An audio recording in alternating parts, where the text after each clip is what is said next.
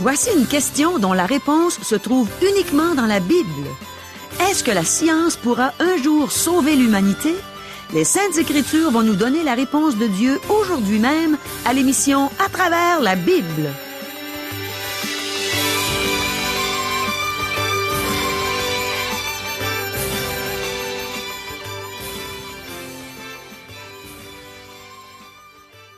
Chers auditeurs, pour en savoir davantage sur le contenu de cette émission, vous pouvez contacter en tout temps Radio Espoir via Internet à www.radioespoir.ca ou par téléphone, sans frais, au 1-877-l'Espoir, 1-877-537-7647.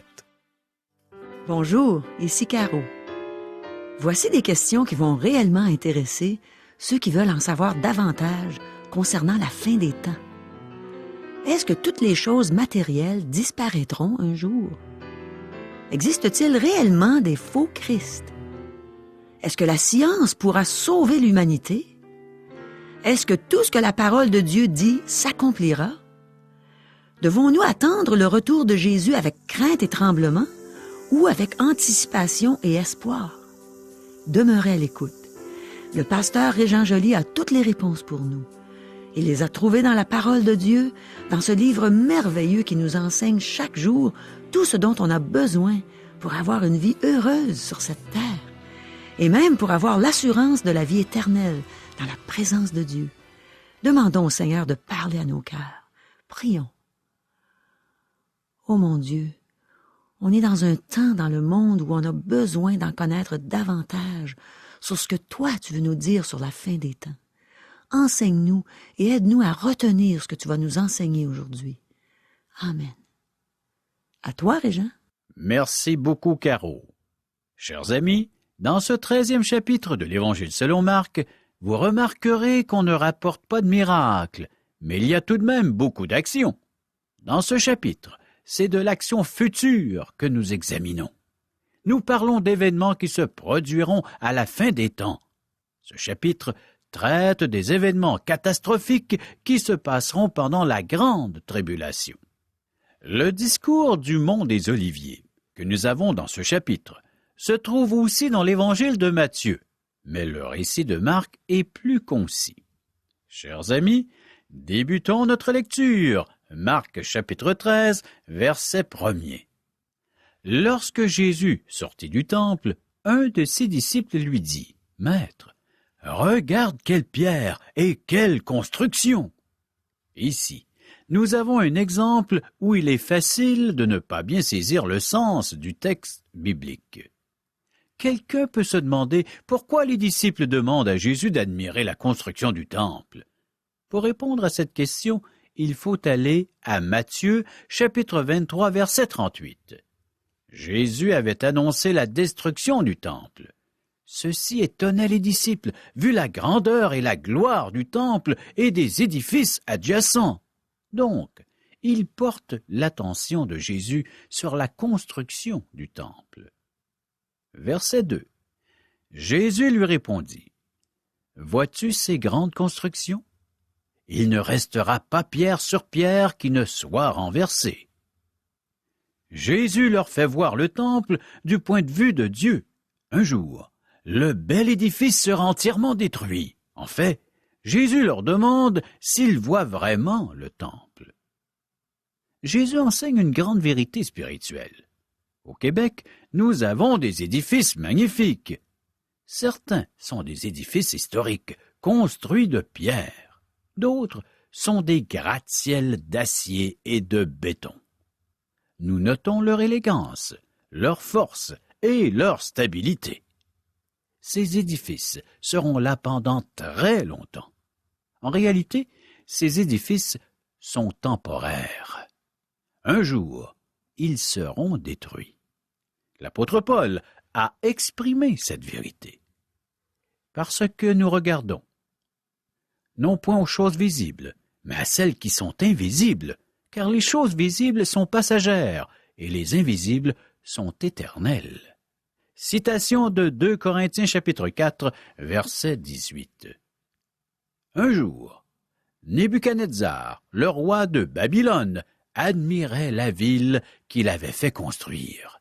Il dit, « N'est-ce pas ici Babylone la grande que j'ai bâtie comme résidence royale par la puissance de ma force et pour la gloire de ma magnificence? » Daniel, chapitre 4, verset 30.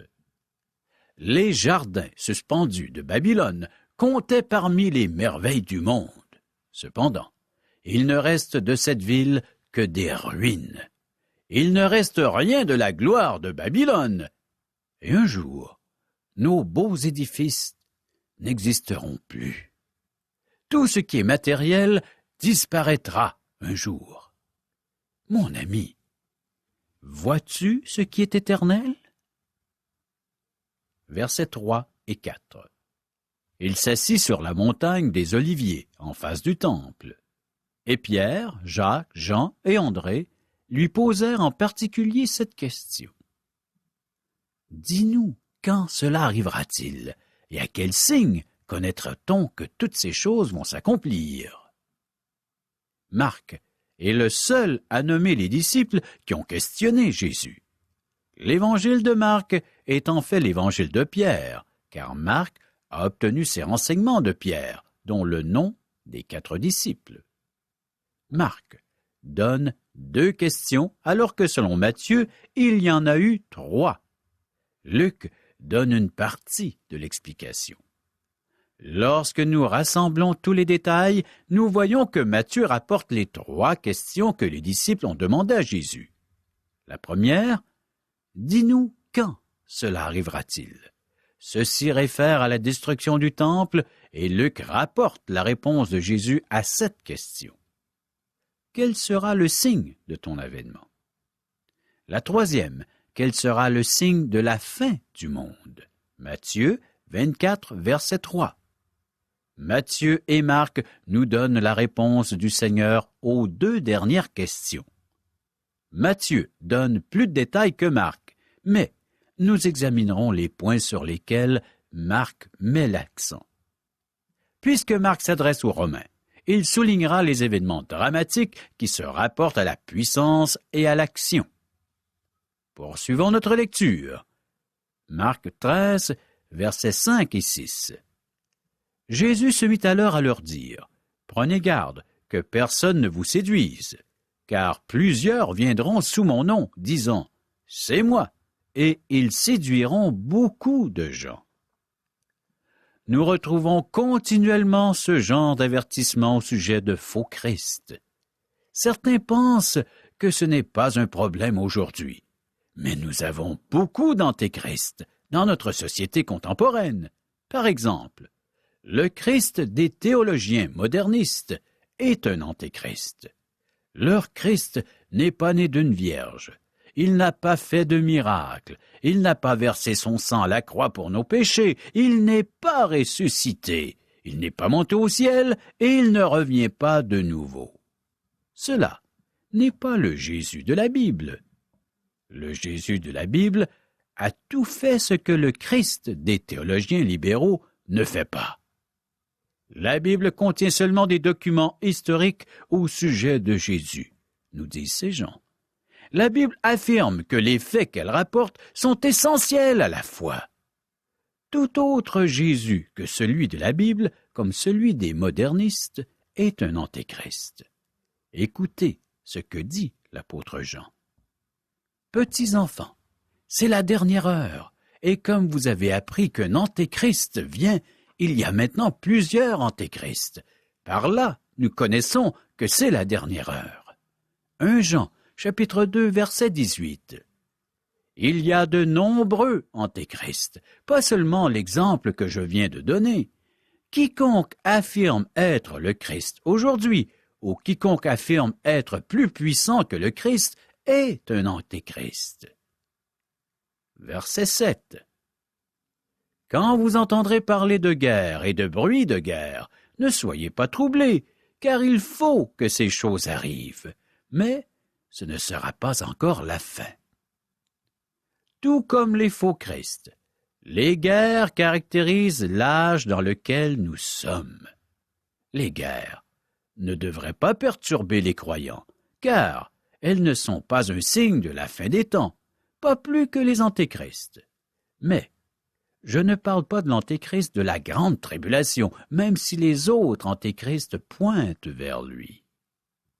Verset 8. Une nation s'élèvera contre une nation, et un royaume contre un royaume. Il y aura des tremblements de terre en divers lieux. Il y aura des famines. Ce ne sera que le commencement des douleurs. L'homme pense qu'il est civilisé à cause de sa technologie. Il pense qu'il fait de la planète un paradis où vivre. Soudain, il se rend compte qu'il pollue et qu'il est en train de rendre la Terre inhabitable. S'il ne contrôle pas l'explosion démographique, la planète ne pourra plus nourrir sa population.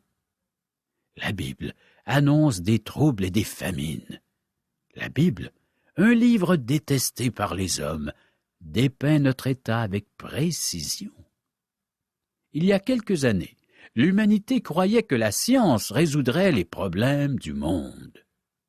Parce que le problème du cœur de l'homme n'a pas été résolu, la science a provoqué des problèmes devant lesquels nous sommes impuissants.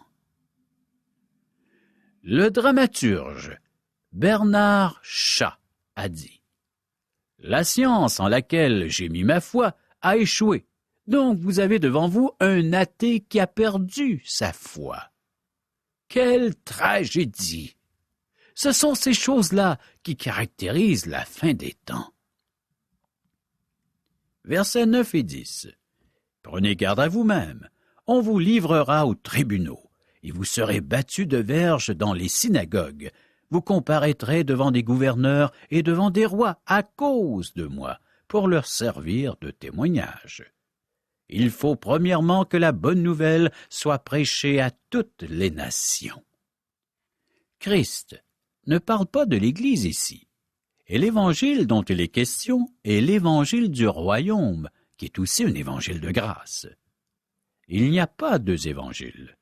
L'évangile du royaume est une facette de l'évangile de la grâce. Le salut est toujours une grâce de Dieu, et il est fondé sur le sang de Christ versé à la croix. Cependant, l'évangile du royaume met l'accent sur le message. Repentez-vous, car le royaume des cieux est proche. C'est ainsi que l'Évangile sera annoncé pendant la grande tribulation, car Jésus reviendra bientôt pour y établir son royaume. Verset 11. Quand on vous emmènera pour vous livrer, ne vous inquiétez pas d'avance de ce que vous aurez à dire, mais dites ce qui vous sera donné à l'heure même, car ce n'est pas vous qui parlerez, mais l'Esprit Saint. Ce verset ne peut pas justifier les pasteurs et les ouvriers dans l'œuvre qui ne préparent pas leur étude et leur prédication. Il ne peut pas justifier ceux qui ne préparent pas leurs leçons de l'école du dimanche. Certains groupes religieux pensent que les pasteurs ne doivent pas préparer leurs sermons. Le dimanche, ils enseignent ce qui leur vient à l'esprit. Les résultats obtenus sont proportionnels à l'effort investi dans la prédication. Ce verset s'adresse plutôt aux 144 000 témoins de la nation d'Israël pendant la grande tribulation. Versets 12 et 13. Le frère livrera son frère à la mort, et le père son enfant. Les enfants se soulèveront contre leurs parents, et les feront mourir. Vous serez haïs de tous à cause de mon nom, mais celui qui persévérera jusqu'à la fin sera sauvé. L'antisémitisme, la haine des Juifs, sera répandue partout dans le monde à cette époque. Mais Dieu mettra son sceau sur les siens et ils passeront à travers les grandes épreuves. Verset 14. Lorsque vous verrez l'abomination de la désolation établie là où elle ne doit pas être, que celui qui lit fasse attention. Alors que ceux qui seront en Judée fuient dans les montagnes. Pendant la première moitié de la grande tribulation de 7 ans, ce sera relativement paisible. Ce sera la paix trompeuse de l'Antéchrist. au milieu de la grande tribulation, l'abomination de la désolation dont parle le prophète Daniel apparaîtra. Elle se tiendra là où elle ne doit pas être, soit dans le lieu très saint. Les Romains n'auraient pas compris si Marc leur avait dit que l'abomination de la désolation se tiendrait dans le lieu très saint. C'était plus facile de dire qu'elle se tiendra où elle ne doit pas être.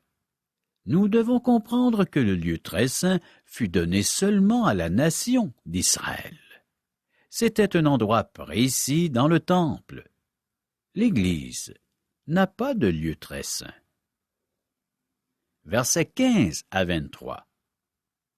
Que celui qui sera sur le toit ne descende pas et n'entre pas pour prendre quelque chose dans sa maison, et que celui qui sera dans les champs ne retourne pas en arrière pour prendre son manteau. Malheur aux femmes qui seront enceintes et à celles qui allaiteront en ces jours-là. Priez pour que ces choses n'arrivent pas en hiver, car la détresse en ces jours sera telle qu'il n'y en a point eu de semblable depuis le commencement du monde que Dieu a créé jusqu'à présent, et qu'il n'y en aura jamais. Et si le Seigneur n'avait abrégé ces jours, personne ne serait sauvé. Mais il les a abrégés à cause des élus qu'il a choisis. Si quelqu'un vous dit alors, « Le Christ est ici » ou « Il est là », ne le croyez pas, car il s'élèvera de faux Christ et de faux prophètes. Ils feront des prodiges et des miracles pour séduire les élus, s'il était possible. Soyez sur vos gardes. Je vous ai tout annoncé d'avance. Les faux Christ et les faux prophètes feront de véritables miracles par la puissance de Satan. Versets 24 à 26. Mais dans ces jours, après cette détresse, le soleil s'obscurcira, la lune ne donnera plus sa lumière, les étoiles tomberont du ciel et les puissances qui sont dans les cieux seront ébranlées. Alors, on verra le Fils de l'homme venant sur les nuées avec une grande puissance et avec gloire. Ce ne sont pas des nuages ordinaires, mais une nuée semblable à celle qui guidait Israël dans le désert lors de la sortie d'Égypte. Cette nuée est un signe de la gloire du Fils de l'homme dans le ciel. Verset 27. Alors, il enverra les anges, et il rassemblera les élus des quatre vents, de l'extrémité de la terre jusqu'à l'extrémité du ciel. Ceci n'est pas l'enlèvement de l'Église, mais un événement qui se passe après la tribulation. À l'enlèvement de l'Église, les croyants s'élèvent dans le ciel et vont vers Christ. 1 Thessaloniciens chapitre 4, versets 13 à 18. Nous ne voulons pas, frères, que vous soyez dans l'ignorance au sujet de ceux qui sont décédés, afin que vous ne vous affligiez pas comme les autres qui n'ont point d'espérance. Car si nous croyons que Jésus est mort et qu'il est ressuscité, croyons aussi que Dieu ramènera par Jésus et avec lui ceux qui sont décédés. Voici, en effet, ce que nous vous déclarons d'après la parole du Seigneur. Nous les vivants, restés pour l'avènement du Seigneur, nous ne devancerons pas ceux qui sont décédés. Car le Seigneur lui-même, à un signal donné, à la voix d'un archange et au son de la trompette de Dieu, descendra du ciel, et les morts en Christ ressusciteront premièrement.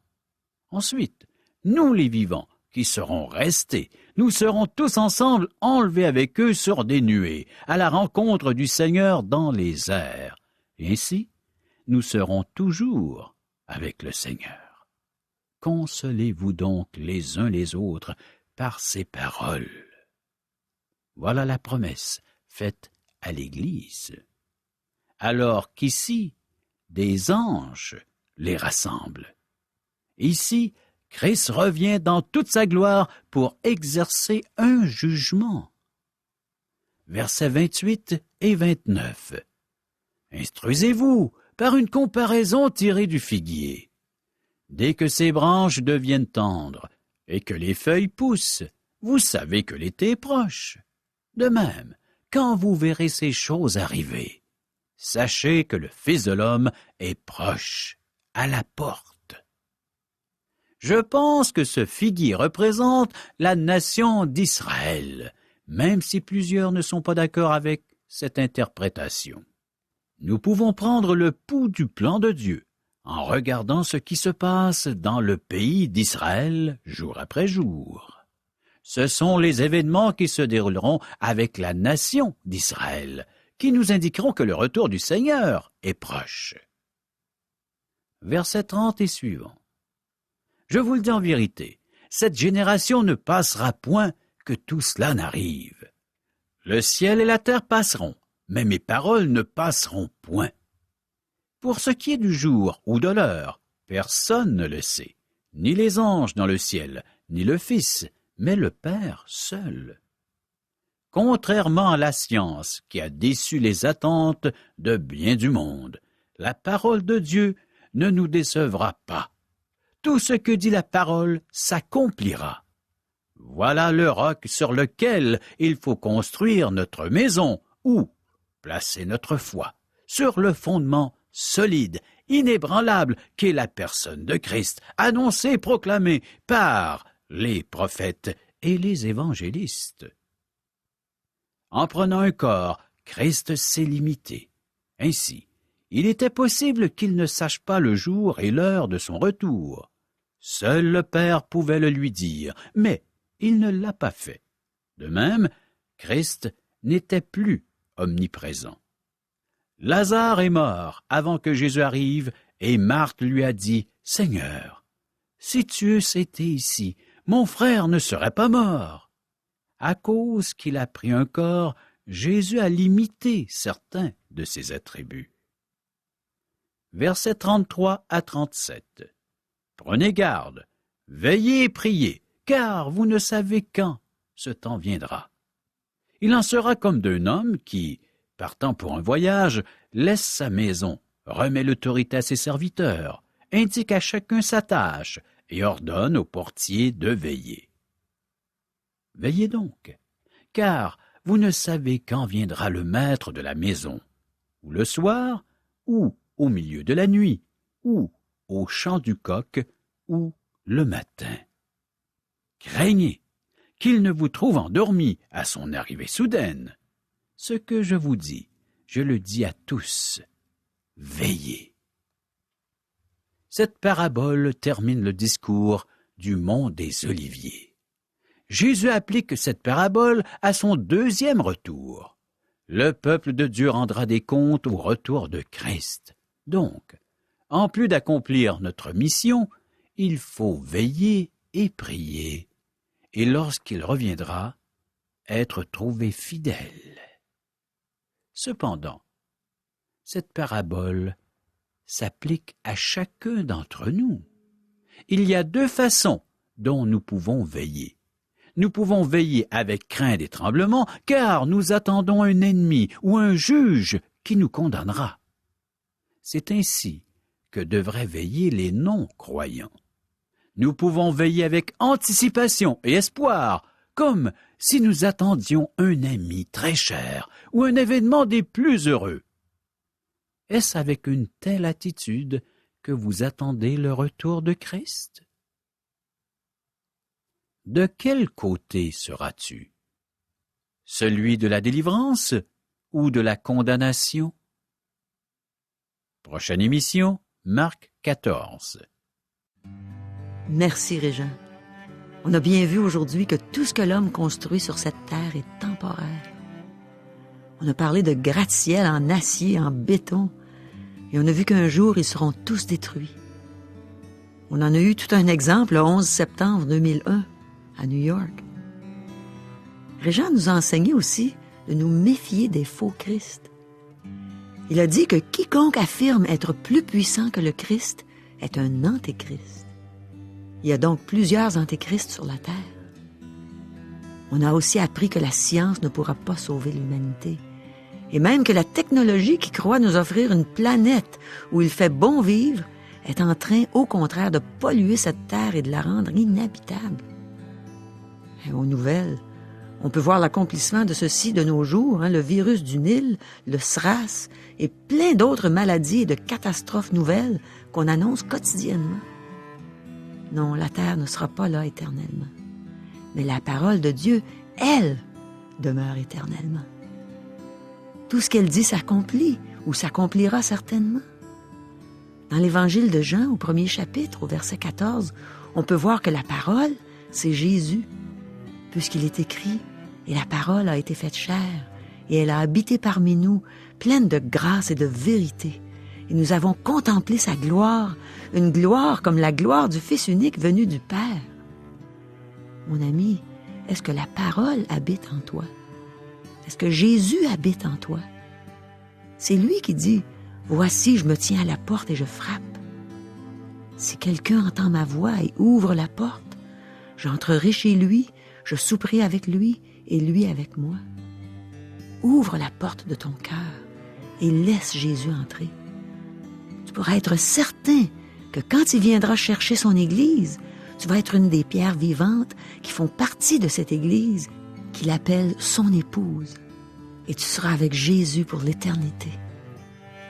Pour être certain d'être avec Dieu pour l'éternité, tu n'as qu'à te reconnaître coupable devant lui, d'avoir péché. Tu n'as qu'à te repentir, c'est-à-dire te détourner de ta vie de péché en mettant toute ta confiance en Jésus seul pour en avoir la capacité et pour recevoir le beau cadeau qu'il t'offre en ce moment. Et ce cadeau, c'est la vie éternelle. Crois au Seigneur Jésus et tu seras sauvé. C'est ce que la parole de Dieu nous enseigne. Reçois ce beau cadeau. Il n'y a pas de plus beau cadeau que quelqu'un puisse t'offrir. Quelqu'un peut t'offrir quelque chose qui vaut très cher, une Rolls-Royce, une maison. Mais toutes ces choses vont disparaître un jour. Il y a juste la parole de Dieu qui demeure éternellement. Comme on a vu tantôt, la parole, c'est Jésus. Ce Jésus éternel qui veut te rendre éternel avec lui, qui veut que tu entres dans sa présence, que tu sois heureux en lui, que tu sois heureux même dans tes épreuves ici-bas, en sachant que tu as l'espérance qu'un jour, assurément, tu vas être avec lui pour l'éternité. Qu'il te prépare une place dans son royaume, une place de choix. Et en plus, si tu le reçois comme ton sauveur, il va te donner son Esprit Saint. Son esprit va habiter en toi. Alors tu vas avoir Dieu en toi. Pourrais-tu être plus près de Dieu que ça? Alors si tu veux être près de lui, reçois-le. Reçois Jésus comme ton sauveur, comme ton Seigneur. Régent, je pense que les gens comprennent pas exactement c'est quoi un déjeuner de l'espoir. Pourrais-tu l'expliquer? Avec joie, Caro. Les gens sont invités à venir participer à un déjeuner de l'espoir qui se déroule dans un restaurant. Un endroit où les gens sont habitués à venir. Qui n'a pas pris un repas dans un restaurant? C'est un lieu public. Alors les gens viennent, ils y assistent et ils peuvent manger gratuitement. Wow! Gratuitement, en plus d'entendre un merveilleux témoignage. C'est ça qui fait que le déjeuner est merveilleux, c'est qu'il y a un témoignage d'une personne. Ça pourrait être toi, Caro, ou moi, ou une toute autre personne qui a vécu une expérience personnelle avec Dieu. Comment est-ce que Dieu a transformé, a changé, je pourrais même dire bouleversé sa vie? Eh oui, Dieu a vraiment bouleversé la mienne et j'aime ça raconter ça. J'aime ça aussi, pouvoir chanter mes anciens succès. C'est le fun de voir les gens qui rient d'entendre toutes ces anciennes chansons-là. Et finalement, je leur dis ce que Dieu a fait pour moi. Puis c'est merveilleux. C'est bon dans mon cœur de l'annoncer aux gens, combien Dieu les aime. Et ça se fait à la grandeur du Québec. Comment peut-on savoir s'il y en a un près de chez nous? Eh bien, vous pouvez nous rejoindre par téléphone. 1-877-L'Espoir, 1-877-537-7647 ou via courriel à www.radioespoir.ca ou à notre adresse postale. Radio Espoir, casier postal 34 Charlebourg, province de Québec, G1G 6P2. Chers amis, au revoir. Et à demain.